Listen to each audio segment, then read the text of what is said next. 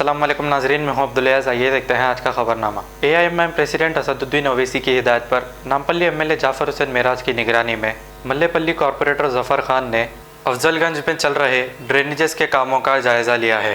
आइए देखते हैं ये रिपोर्ट।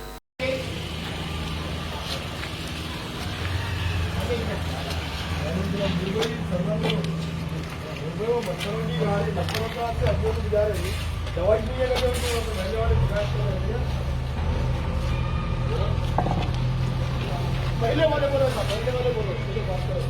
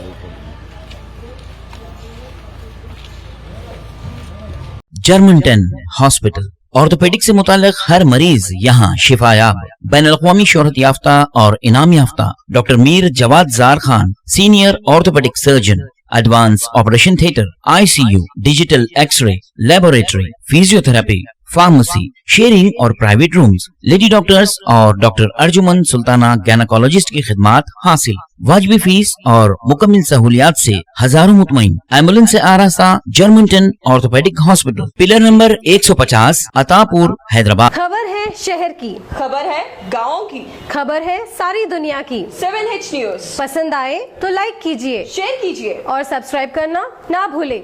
7H news.